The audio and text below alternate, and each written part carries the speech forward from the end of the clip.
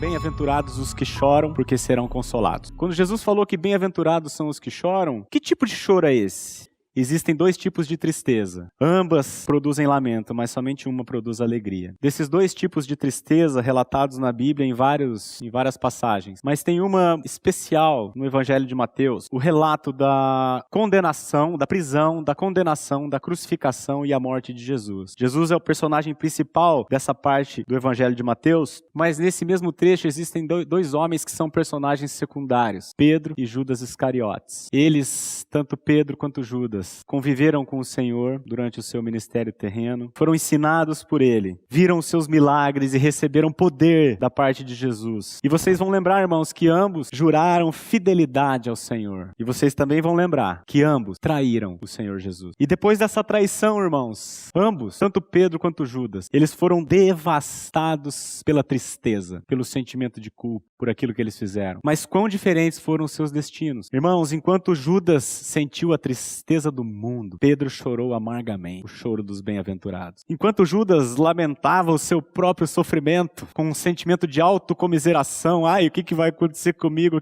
coitadinho de mim, Pedro foi humilhado pela grandeza do amor de Cristo. Ele negou o seu Senhor, mas o seu Senhor, ao invés de condená-lo e de julgá-lo, antes ele virou para Pedro, fixou os olhos em Pedro. E aquele olhar de Jesus, não de condenação, mas de amor, como que dizendo: Pedro, eu não te amo menos por isso, eu não te amo mais por isso. Havia dito para você que você faria isso porque eu conheço muito bem o seu coração. Esse grande pecado que você cometeu, eu não te julgo por ele, antes eu vou morrer por ele. Eu estou seguindo para a cruz justamente para perdoar este pecado e todos os demais. Quando Pedro discerniu a sua pequenez diante da grandeza do amor do Senhor, ele foi constrangido pelo amor do Senhor, pois o amor de Cristo nos constrange. E Pedro chorou de tristeza pelo seu próprio pecado. Essa é a tristeza segundo Deus. A tristeza segundo o mundo é a tristeza da autocomiseração que leva o homem à depressão e ao suicídio. A tristeza segundo o mundo produz a morte, diz a Bíblia. Mas a tristeza segundo Deus produz arrependimento para a salvação. Pedro teve o privilégio de ver que o Senhor estava morrendo para perdoar aquele pecado e todos os demais. E diante dessa grandeza de Deus, não há outra reação no ser humano senão chorar amargamente pelo seu próprio pecado. É interessante, irmãos, depois você